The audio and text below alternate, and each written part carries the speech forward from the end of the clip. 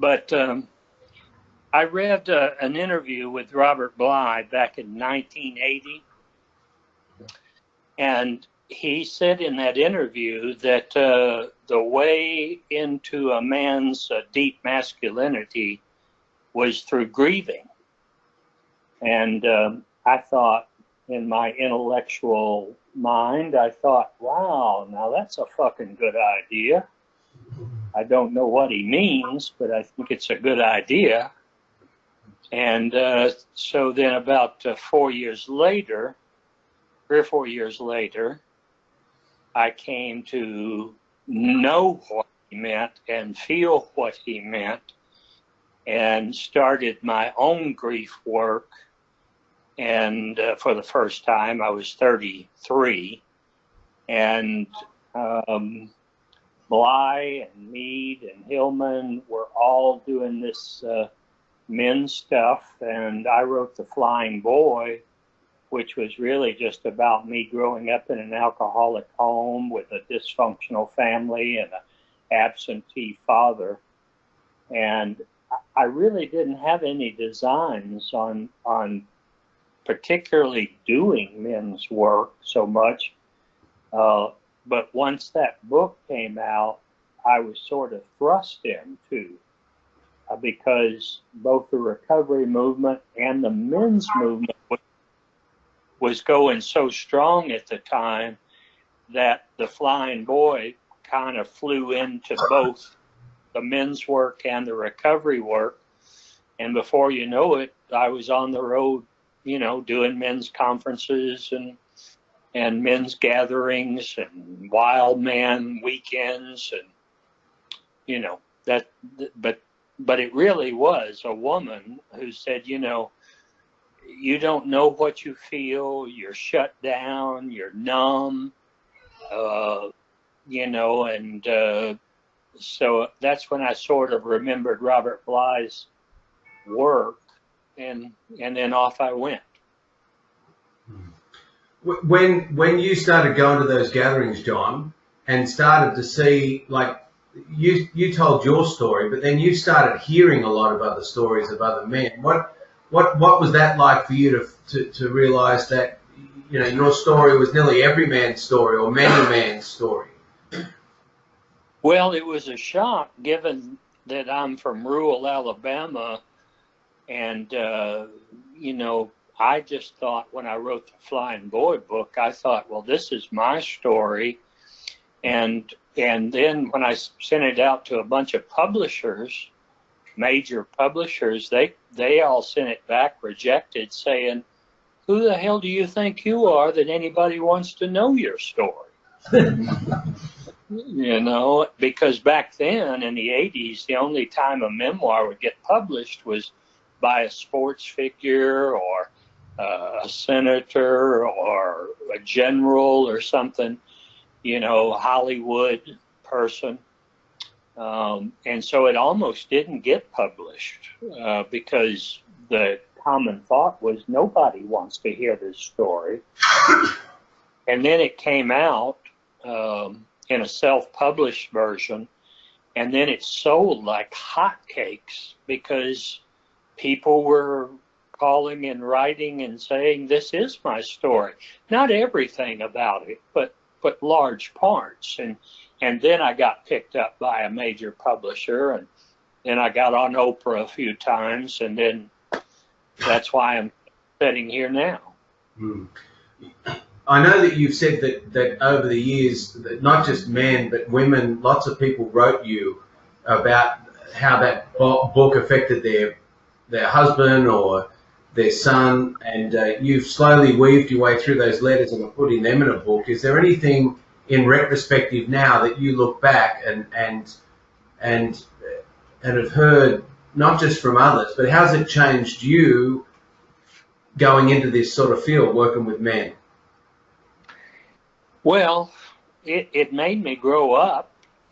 It healed parts of me that I didn't even know needed to be healing. there was also a great deal of validation from men. See, when I did my first men's gathering in Texas, I was only 34.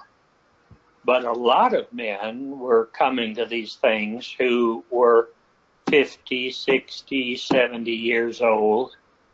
And, you know, I grew up with a father who didn't give a shit what I said, and whatever I said, he thought I was an idiot. So to hear these other men listen and interact and you know, it was a great healing just by itself. But I just saw so much emotion and feeling. But the general thing was, maybe you guys sitting here can attest to this, the average complaint that I would get from a woman would be, my husband wouldn't know a feeling if it bit him on the ass. And then the average thing that I would get from men at these things was, my wife said I wouldn't know a feeling if it bit me on the ass. So she says, if I don't do something and learn how to open up and talk about what's going on inside me, and then also support her to open up and say what's going on inside, both around anger, grief, abandonment, intimacy. You know, you should have seen the first men's gathering I did. I had two other teachers with me, and we got there to start the men's gathering, and the three of us looked at each other, and the first question we asked each other was, what is a men's gathering? And then the second question is, well, what are we going to do at these things? You know, and then we just sort of made it up as we went along.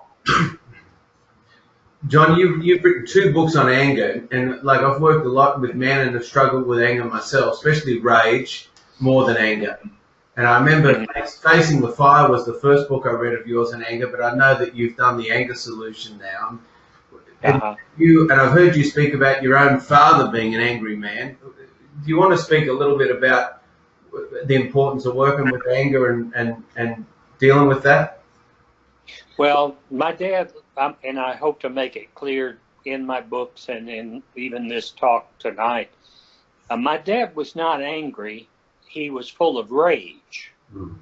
And one of the things that I did with my first book on anger, called Facing the Fire, was I delineated and separated and made it clear to people who read my book and came to my lectures that anger and rage were two very, very different things.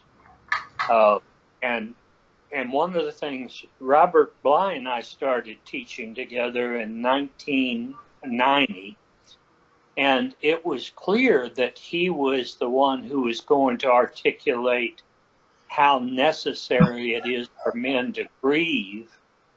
But I kept coming at him and the men saying, yes, but it's not just grief. We have a lot of shit to be angry about, but we're not expressing our anger. We're swallowing it, stuffing it, or we're turning it into rage. And so he was sort of the spokesman for grief, and I was sort of the spokesman for anger. And we put those two together, and then we'd go out and teach all over the place. And it felt like it was a little fuller discussion, you know. But what I came to find out early on is that grief and anger go hand in glove. One of the things I remember learning from you is that technique. It's probably an old technique, and you've probably moved past it now, but you used to get a towel and you twist the towel and you teach guys to try and get anger out of their body in a way that wasn't destructive to them or others. And right. How did you arrive at that stuff? Was it stuff that you had to do for yourself, or was it, you know, do those techniques still work for you this far along in your journey? Well, you know, what happened for me and a lot of men that I worked with, See, Robert Bly sort of drew an academic or intellectual crowd, and mine was more blue collar street people. But it also came out of me. It was like, you know, I'd been in talk therapy for quite some time.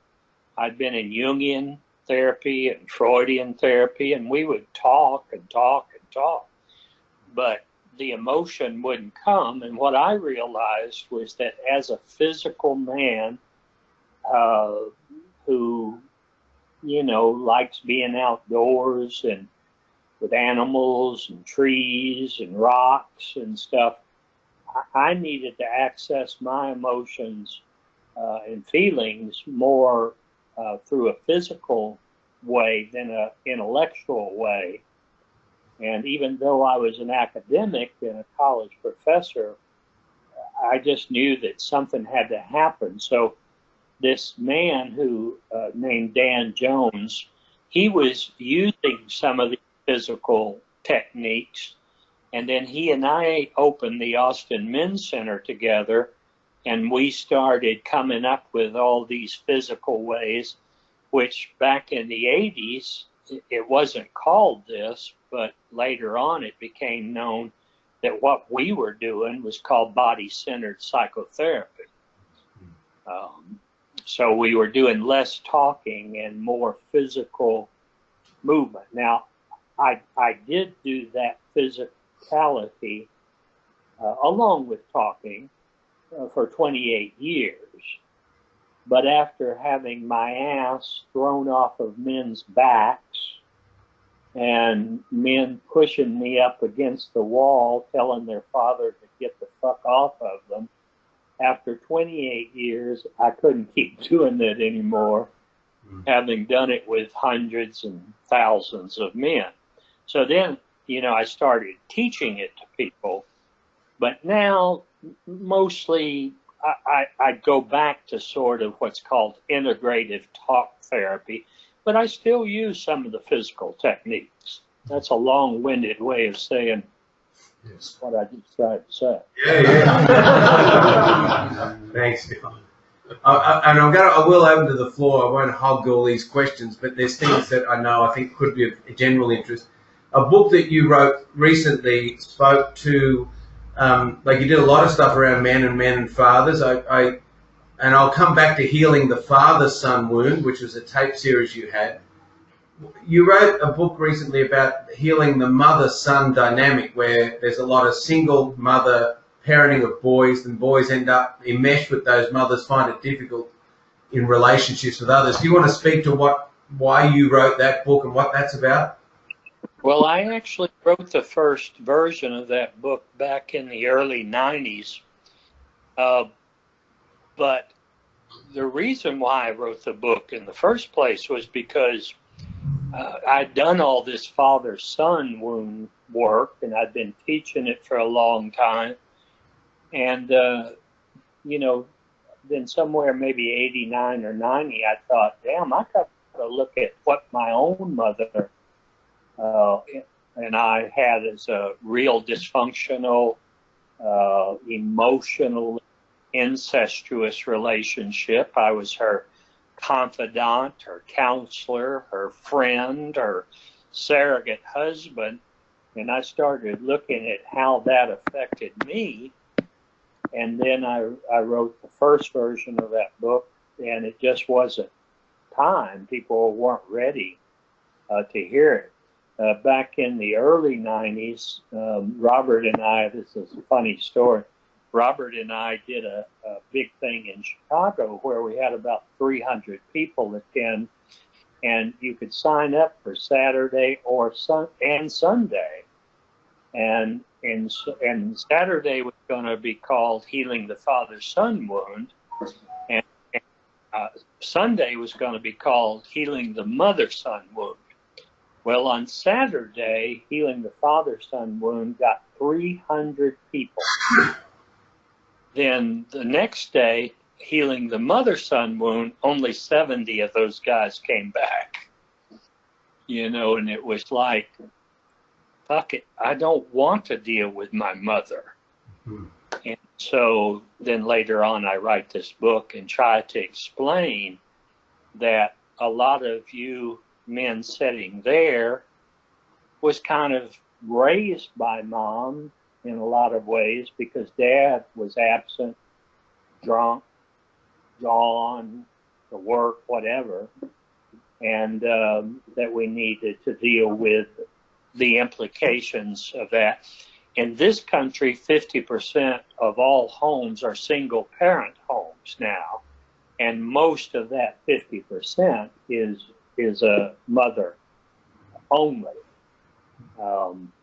And so it not only affected my generation, but it's still affecting young men and boys. And so I wanted to write a book that explained this, but also to write a book for young mothers to see what they could do to keep from holding their son in some kind of bondage to them and depending on them too much. Thanks, John. Mm-hmm. Keep it coming, guys. Ask it. This is called. I'm going to open it up to the floor, John, and because there's a bunch of guys here with a whole variety of backgrounds, and but the main thread is being linked by recovery and 12-step recovery of some sort. So I'll just throw it out into the floor. And is anyone? Yeah. This is called the audience participation portion of the program. Go ahead, Justin. You should be able to hear you. All right. Yeah. Hi, John. I'm off the screen, but I do exist. I just wanted to ask you about some anger things, because I was sexually abused as a kid, and I spent probably 25 years denying it. That it was a problem and just passed it off. And then once I got into recovery, I started realizing that it was actually a problem, a big problem, and it had affected my life. And anger, rage was coming up in my relationship, either as direct rage or passive aggressive type stuff, until I started, Steve has just kind of helped me recognize, well, actually, it's okay to feel angry about this, and I got to get it out. And I just wanted to ask you some of your suggestions for getting that anger out. I'll go hit I'll box. I'll just go to the gym and just beat the living bejesus out of this bag. Make sure I'm getting regular exercise. Try to stretch and get some of that stuff out. What other kinds of things do you recommend for that? Well, one of the is that, and I've talked about this for years, and we'll use the example of the punching bag, because back when I was really working on my father stuff, especially, I xeroxed pictures of my dad as a young man, not an old man, but pictures of him when he was like 25 and 30. And I would tape those pictures on the punching bag, and I just beat the shit out of him. not the punching bag. And I would talk to him, and I would speak to him. And what I learned from that is that exercise, while good, if it's not focused, then what you just get is good exercise. But if you focus it at what you're really angry about and do the exercise, now you're getting emotional, cathartic work done, plus you're getting a good workout.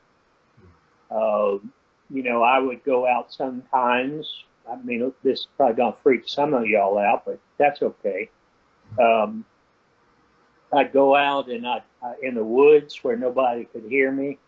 I'd take a limb that had fallen off or broken off, and then I just beat the ground, and again, talk to my dad about what he'd done and what he shouldn't have done and all that stuff. So that's why I'm saying I had to make it real physical for me, but the key was to focus. You know, like if you're running, for instance, every time your foot hits that ground, you focus on what you're angry about instead of just running. Does that make sense? Yeah, great, thank you. Yeah. Yeah, John, Next. John, my name's Darren. Hi and welcome. Thanks for being here for us. I read your book, The Flying Boy, when I was 26. Uh-huh. I'm now 48. And when I read it at 26, a lot of the language in it didn't make any sense to me. And here I am sitting here at 48, and all that stuff you were talking about before with women complaining that men wouldn't know what a feeling was, that bit them on the arse. Well, that's me in a nutshell.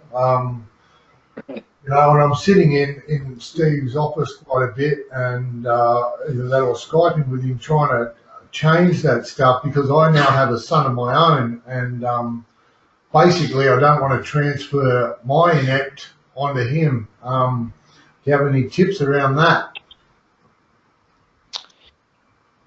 Well, you've already taken quite a number of steps to rectify that with your son and not pass that along just by the fact that you're doing work yourself. He's going to see that, and y'all got to remember that children don't take after strangers. So if kids are seeing their mom and dad do work, not be completed with the work or finished with the work, but if they see them doing it, that's setting up a positive model for them when they get older as well. And then the second thing is that you just got to know that it takes a lifetime to learn how to feel and to express emotions in ways that are appropriate. See, we were supposed to have been taught this shit by the time we were age 6. Well, if you don't learn it by age 6, 7, 8, or 9, and then you start trying to learn it in your 20s and your 30s and your 40s, man, it's hard to do. You can take a 6-month-old Labrador Retriever and teach it how to balance your checkbook. But you take a 6-year-old Labrador Retriever and you say to him, you know what, I really want you to balance my checkbook. The Labrador Retriever will look at you and go, fuck you. You know, I don't need to do this. You should have caught me. You should have caught me when I was a pup and I was compliant. You know, so I'm 67 years old, and by no means have I mastered what I've been teaching for 35 years. I'm better at it. You know, I'm really a lot better at it, but I still go up in my head a lot, you know, because that's where I learned to hide out as a kid. So you just keep going on and realize. Go ahead. I said it's comforting to hear you say that. I don't feel so different now. Yeah, because it's just a process. It's just a process. I mean, I told myself when I started this at 33 that I would keep learning for the rest of my life, knowing that, you know, the only one we know that hit enlightenment was the Buddha or Jesus or somebody, and I ain't ever gonna. So you just keep going and keep getting tools and keep talking about it and keep working this stuff out with other men, especially. You know, I have 5, 6, 7 men in my life that I've had for 30 years, and I still have to call them up and say, here's what I'm going through. What the fuck? You know? Because especially for your own self, it's easy to tell other people some ideas, but for your own self, you know, you have to go to others. John, can I just probably come in on a question there around shame? I know you did a lot of work with in the same era of John Bradshaw, and that you were friends with him. And the thing I think that stops men sharing is our own shame. But for a lot of us, we don't know what it's called even. And what can you talk a little bit about how when you found out about how shame was holding you back, and then what you had to do to help relieve that shame? Well, I mean, that shame is like this. This is one of those mysterious things that nobody really knows how to get rid of it. What we know is how to reduce it, but not get rid of it. Shame is not something, in my opinion and from my experience, that can be done once and for all. Never again do we have to worry about it. And oh, wait a minute, my battery's going dead. Hold on just a second. Okay, mate. There we go. So what my sort of approach to shame has been for myself and others is the more I tell, usually men, what shame elements I'm still carrying, then I get freer the next time to talk about it, and freer the next time to talk about it. And so then my shame button doesn't get pushed as quickly if I've talked about it in different ways and worked on it in 12 steps, worked on it in therapy, worked on it in men's groups. And so what I'm looking for and trying to teach is reduction, but I'm not offering any cures for it. Now, most of the guys sitting in this room, which there's a bunch of you fuckers, there's one way to do this.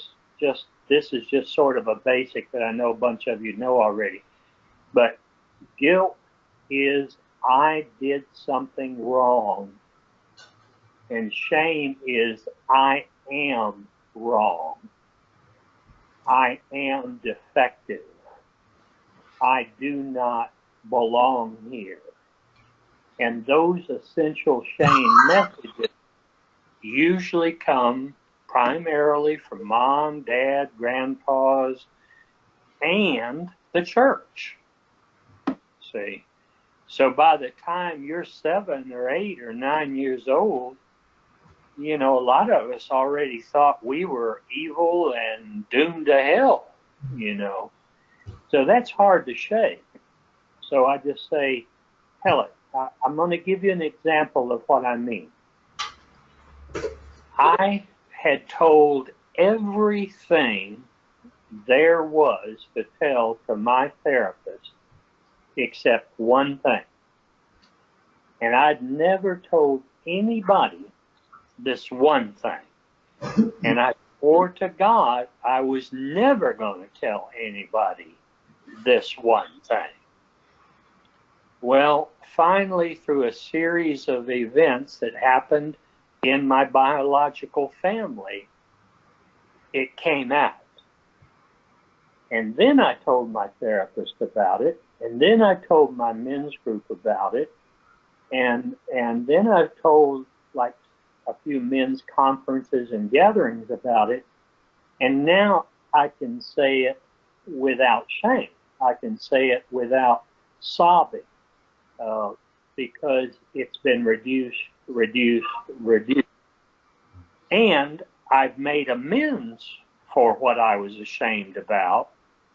And so that was sort of like the icing on the cake, was the amends for what I was carrying. And so now, I'm probably not going to go into it now because we just have so much to do, but if any of you guys, was in my office and you said, or having coffee with me, and you said, well, what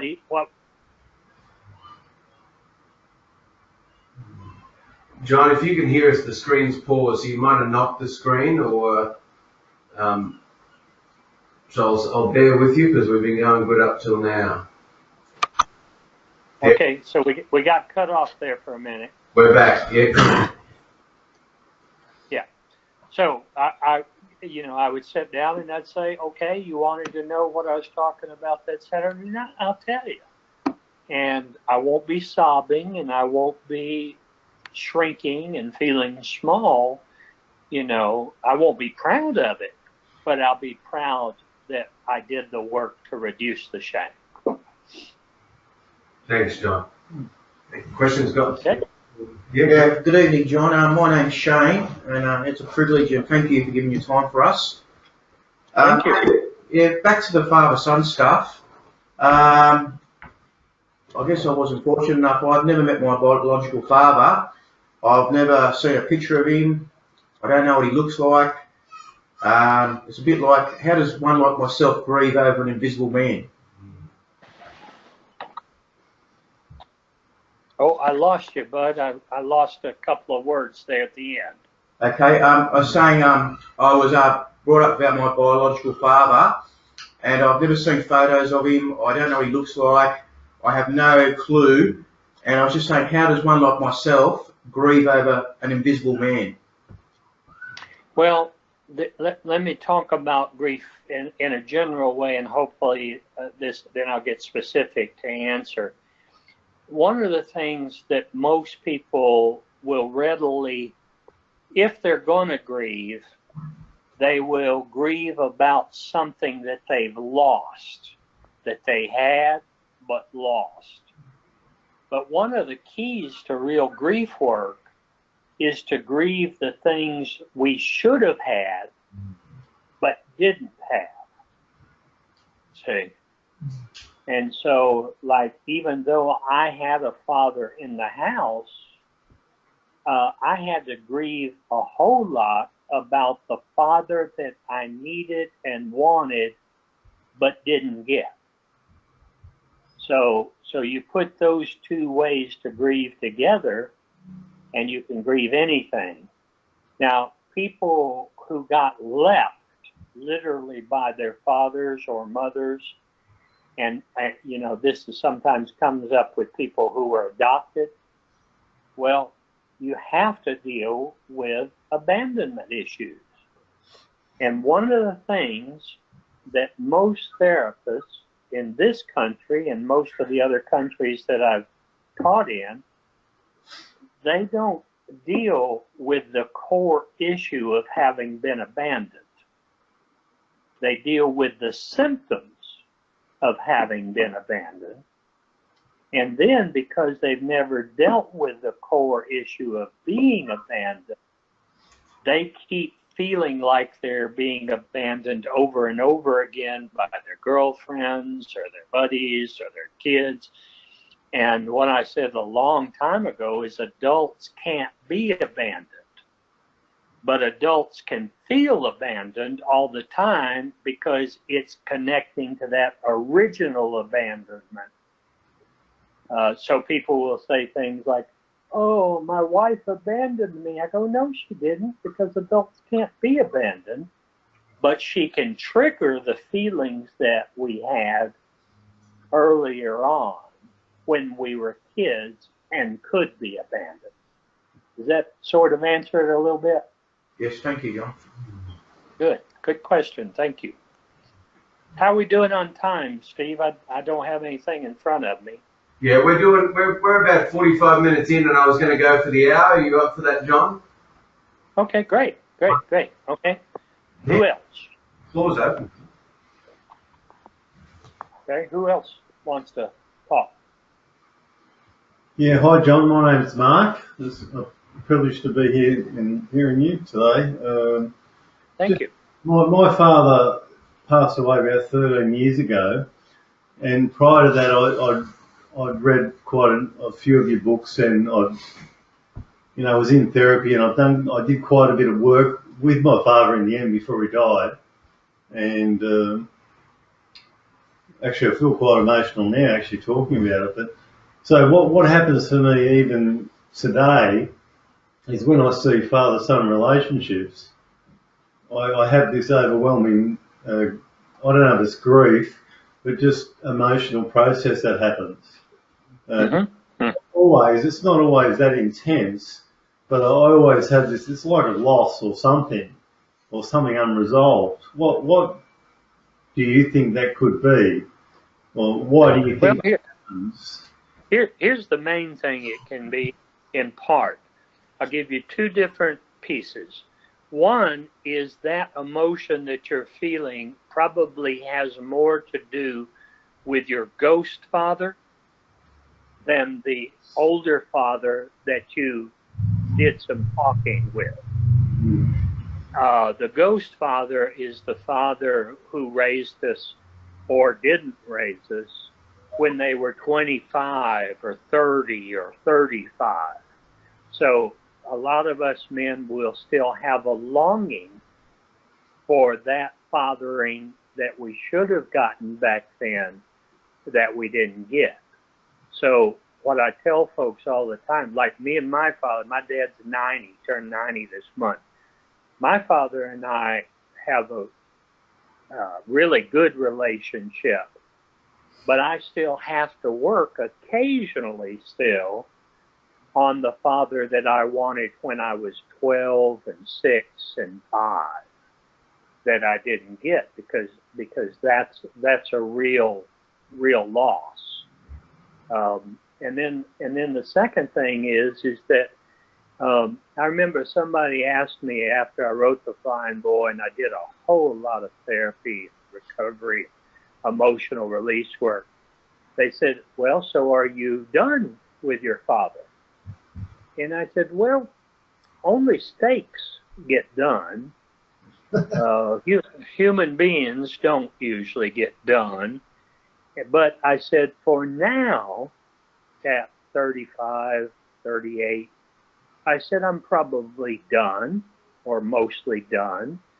But I said, I'm going to imagine that as I go through different stages of life, I might find things at 55 about work that I needed to do around my dad that I couldn't do at 35. And now at 67, I find myself dealing with things that I couldn't deal with at 55. And that's why I keep reiterating that it's a process, and nobody really that I've ever met. I mean, like I said, one of my best friends was Robert Bly. In his 80s, he was still getting emotional sometimes about his dad, or he'd read a poem that he'd written when he was 30, and he'd be reading it at 80, and tears would come to his eyes. And I realized more and more and more that now I'm 67. When I get to be 80, if I do, I may have some other kind of father stuff come up. Does that make sense? Yeah, it does. Yeah. Yeah. So just let it, in other words, the thing about feelings and emotions is they don't run on calendar time. See, you can see a movie when you're 60 years old and about a father and son, say, and you just start weeping. You don't go catatonic. You don't lose your shit, but you still may let some tears run down because it just brings up stuff, and it's going to all along, Yeah, thank you. Mm-hmm. Yeah, thank you. Hey John, I'm Peter. It's nice to see you. Mark and I went to see you when you did a presentation at North Sydney probably, 15 years ago? Quite a while ago. So it's great to see you again and hear you. I've been on my recovery journey for over 30 years with Steve and Mark. We started off with Robert Bly and men's groups in the early days, and the mythology mode that Robert does so well with I and John has just been the foundation for me to embrace my grief. You know, like the NA basic text says, we don't hug our demons, they bite us on the arse. So grief being one of those demons for me, because I was adopted at 2 weeks old and relinquished at birth. And it's a story I'm still telling and experiencing.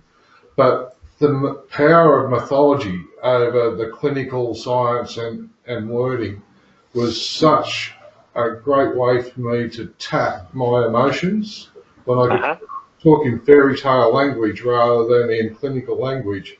It got me such big areas inside of my emotions that I never knew existed in me. It took me from a shallow man to a very deep man. So I'm just wondering, spending so much time with Robert, you must have a lot of experience and respect for mythology too, yeah? Absolutely. And you know, I'd been studying mythology in my 20s in college and stuff. But yeah, Robert, we would go to all these different cities and states and teach together. And he would start telling one of these fairy stories or myths. And then I'm just taking notes like crazy. I'm just going, this is blowing my mind and my heart too, you know. And he was such a master at it. Jesus Christ. Yeah. Well, I never mastered I understood most of the mythological stuff, but that was not my main way of teaching. My main way was more storytelling, sort of like I've done here. But with all that said, is that, you know, when he and I would teach together, this is a funny part. One of these days I'm going to write a book just about having known him and having learned from him and him learn from me. But we would put the two together. So here's this mythological fucking giant, and here's this redneck from Alabama, and we'd sit on stage, and at the end of the break, and you could hear people some people would come up to me and say, John, I didn't understand a word Robert Bly said during that whole hour. Can you give me the short version? And I would. And then other men, you could hear sort of off in the distance saying, you know, I wish John Lee would just shut the fuck up because I don't understand a word he's saying. But I sure do get the mythology. And so putting us together, the grief, the anger, the mythological, the more personal stories, God, it was just so much fun. And it felt like we were covering a fuller gamut than when I would do it by myself or he would do it by himself. Now, you guys probably, I'm sure, especially you that just asked that, you read Robert Moore's material, I guess? Yes, yeah. King, Warrior, Magician, and Lover? Yeah.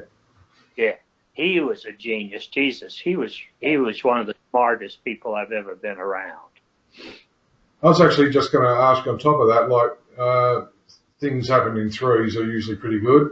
And Michael Mead, did you two work with Robert Mead doing drumming while he was doing his stories and you're doing your stuff? Did you experience much of that? Yeah, the three of us talked together many, many, many times. Many times.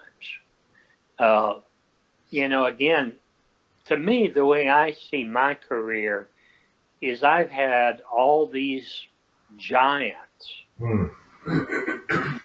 that I get to stand on the shoulders of. John Bradshaw and I got to spend a lot of time together. He influenced me so much and taught me so much. Robert Moore, Robert Bly, Martine Prechtel, Malidoma Somé, all these people is just like, I mean, I was like a kid in a candy store. I mean, I'm just going, fuck, how did I get here? But boy, I sure do learn from them. John, can I dive in on that and and probably ask you to make that link between either absent fathering or abusive fathering, and then having to link with other men, and the importance of mentoring. You know, like being mentored by other men, not replacing the father, but going a long way to creating eldership in your own life, like deliberately seeking that out. Can you speak a bit to that? Yeah. You know, one of the things I said in I think my book At My Father's Wedding was that one of the reasons why Robert Bly and I and John Bradshaw and I could be close friends and co-teach these things was because of what I said in that book, is that most men did not understand the mentoring process as a whole. And one of the misunderstandings is that the mentor is supposed to choose the mentee. And somewhere in modern contemporary society, that got totally reversed. And so the young man would go to the elder man and say, I want you to mentor me. And the mentor would just look at that young man and go, I have no idea who you are, you know. So that was a little bit of confusion that I tried to straighten out. That and yet at the same time, young men need to be mentored. But the second component to this is if you haven't done a tremendous amount of father and son work, you will tend to project your neediness for the father onto the mentor. And then the mentor can't do it. And, you know, my story with Robert Bly was this. When I first met him, we shared a cabin together. And he said, we were taking a walk, and he said, haven't you sent me your books, several of your books, for me to write an endorsement and a blurb for? And I said, yeah, I think I've sent you 3 so far. He said, did I ever write anything for you? I said, not a goddamn word. And he said, well, aren't you pissed off at me?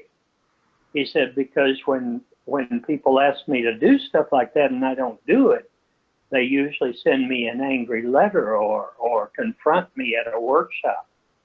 And what I said to him, and this was back in 1990, I said, listen, I don't need anything from you.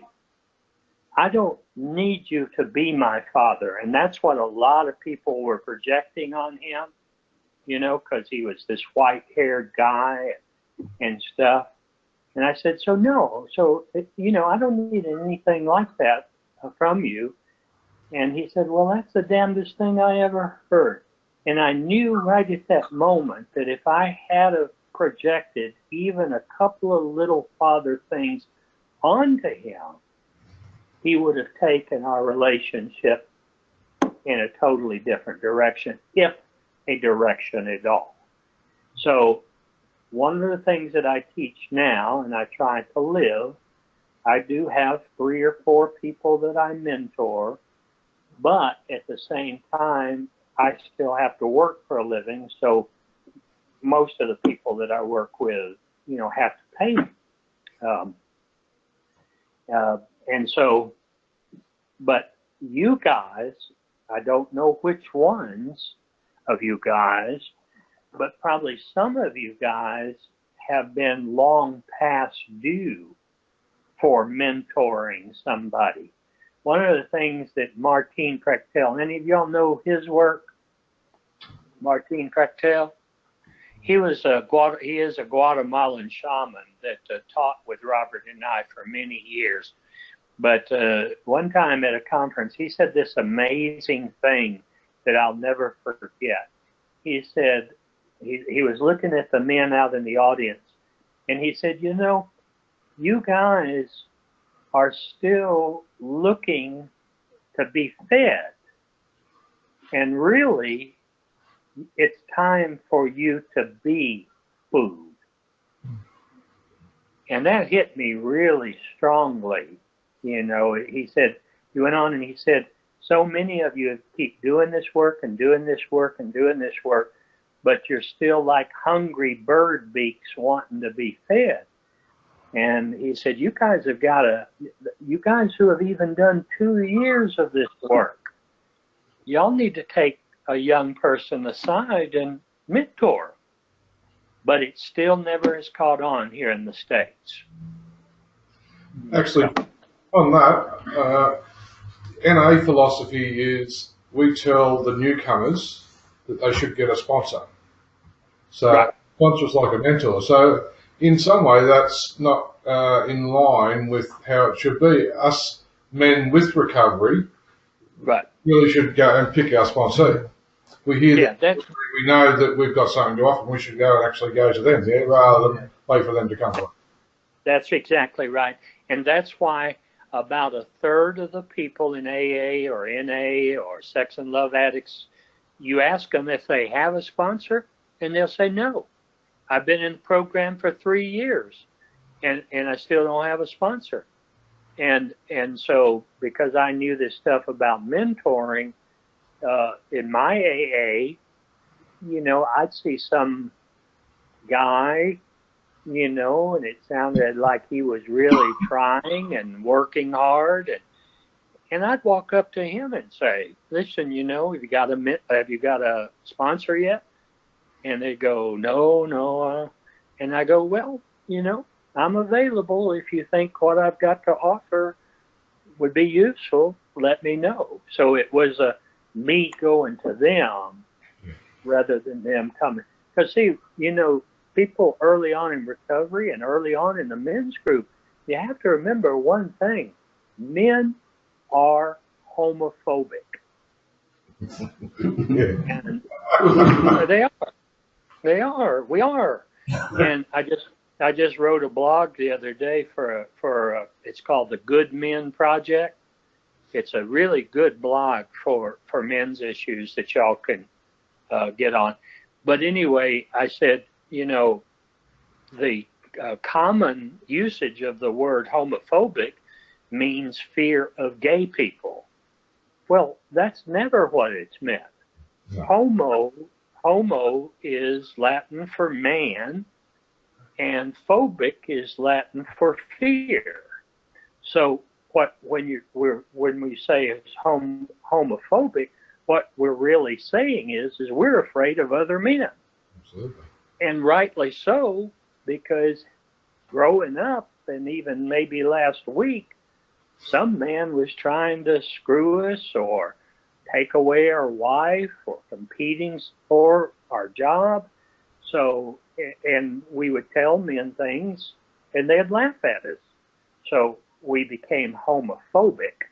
So that young man coming to the men's gathering or coming to AA, they have to work to get over their fear of men. Absolutely. Can I ask one question? Yeah, please, mate. It's just it's for my friend. How you going, John? I'm Peter. I'm sorry. I didn't hear that, bud. How you going, John? I'm Peter. No, we can't hear you. Yeah. How you going there, John? I'm Peter. Okay. Yeah. I just got one question to ask. It's for my friend. It's like on the core belief. I've got my own, I've got my own version to it. But could you, explain a bit about the core belief, please, and where it comes from, and how to deal with it, please? Steve, say what he said, because I still didn't get it. He's kind of far back from the microphone. Yeah, I can, John. It's Peter, is it Peter? Yeah. The man's name's Peter, and he's asking about core beliefs and where core beliefs come from. And Peter, can I just clarify that that's core beliefs around, say, what we feel about ourselves, you mean? Yeah, where it comes from. Yeah, okay. Yeah, so just stuff on core beliefs, John, if that's all right. Yeah. Well, it kind of goes back to what I was joking about earlier in a way, but it's true. Children come into the world and they hear, smell, see, and taste everything. So when the father says, or the mother says, you know, I wish you had never been born, and that's because they're really angry.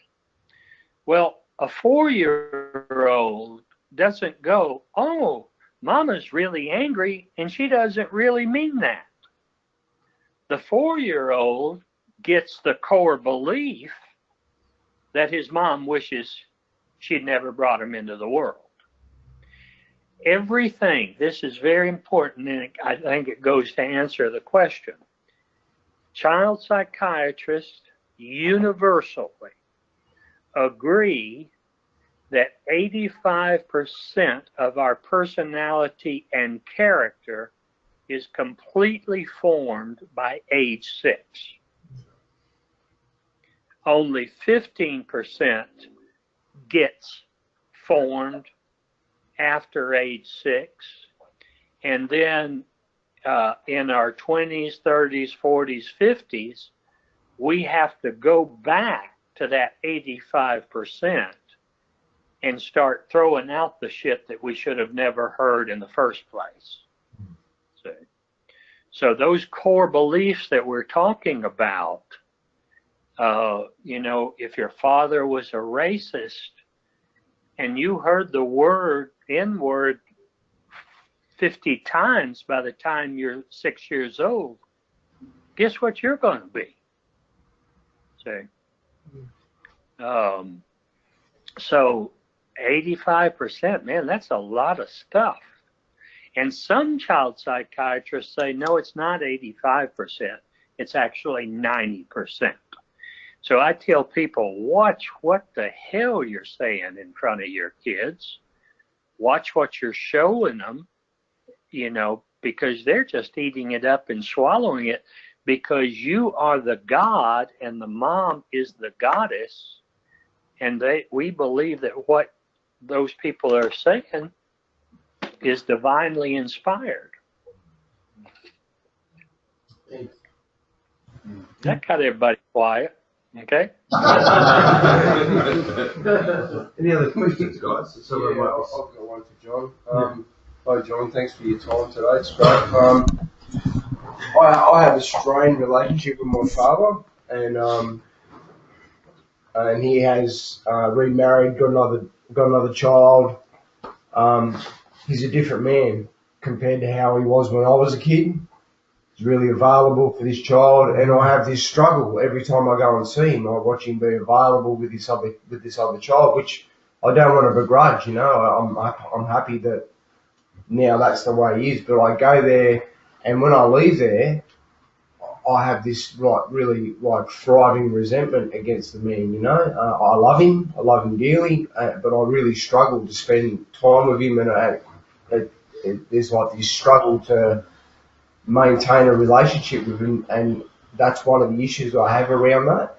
Is there any tips on how to get around that? Well,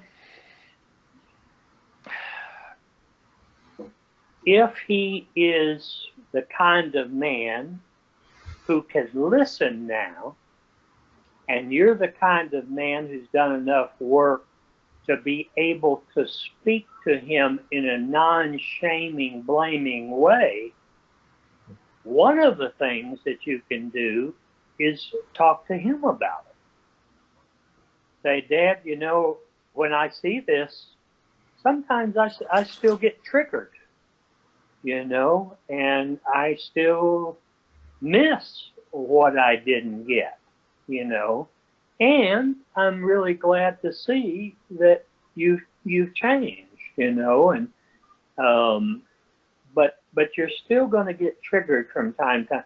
I remember one time my first wife and I came in from a trip and I was real tired, and I saw her and my 13-year-old stepdaughter lying on a couch, sort of cuddling. and watching television, and something in me regressed, I call it, triggered me, and I said, what the hell are y'all doing? And they both looked up at me like I was fucking insane and said, we're cuddling, if you don't mind. And about 30 seconds later, I realized that I never got that. You know, nobody touched each other growing up in my family. So it was like, for just that split second, it was like I was jealous, I was envious, I was greedy. And luckily I did catch it, but at first it was like, what the fuck are y'all doing? Just lying there, cuddling. I mean, for God's sake, she's 13 and you're 40. You know, this is fucked up. You know, the same thing happened with my first girlfriend that I wrote about in The Flying Boy. I came in one night and she is in the bathtub in the bathroom, and you could see all this candlelight coming from underneath the door. And she'd been in there for like 45 minutes. I went in there and beat on the door. I said, what the fuck is going on in there? Is some kind of seance or witchcraft stuff? She looked at me like, you're fucking insane. You know, but it was like I didn't have the wherewithal to nurture my body. I didn't have the wherewithal to comfort my body. So seeing her do it triggered that. So what I'm saying is, and the best thing to read about this is either the book Growing Yourself Back Up or The Anger Solution, and realizing that regression is something that can never be cured. It can just be caught before it does too much damage. Fellas, I'm about to run out of steam here, so Thanks, John. Thank you. what can we do to sort of wrap up this part and Oh, look, John, yeah, man, I think we can just firstly say thanks for giving us your time on just for a men's campaign down here. And it's the Movember campaign's global now, but just to be able to, I just want to thank you for being so generous, because when I asked you about this and you said, look, I'm happy to do it and I'm happy to do it for free for the men on our behalf here, I'd just like to really thank you. That's a very gracious gift. And thank you for, I suppose, just thank you for taking a risk and sharing your heart with strangers, because largely, we sit here as strangers. Well, thank you. I have a real soft spot for you Australian guys, because y'all are so fucked up. And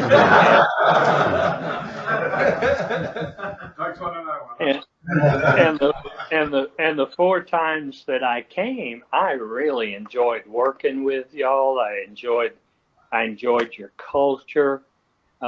If there's any of you that are really rich, send me some money and I'll come back. So I appreciate you, Steve, for doing this. I appreciate you guys for listening to this. I hope it was useful. Mostly I just rambled on and another night we would have said, totally different stuff maybe, but it was good to be with you. And so you just made me think of a poem that I'm going to give you to close out my section and then say goodnight, okay? Thanks, John. So this poem is by the German poet Rilke, who was writing in the late 1800s and the early 1900s. And you guys sitting there just reminded me of this poem. And it goes like this. Sometimes during supper, a man walks outdoors and keeps on walking because of a church that stands somewhere in the East. And his children say blessings on him for doing that. And other men stay inside the house with the dishes and the glasses and forces his children to go far out into the world to find that same church which he forgot. So you guys are the guys who stand up during supper, walk outdoors, and you're doing this stuff for yourselves, for your kids. My dad and some of your dads stayed inside with the dishes and the glasses, and they were dead by the time they were 40. Okay? Thank you, John. Take care, mate. Good night. Thank you. Thanks for doing this, and let's do it again some other time. Will do, mate. Thank you. Okay, bye-bye.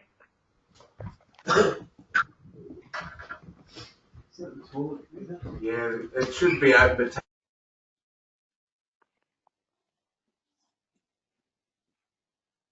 You babies ready to go for your walk? Let's go.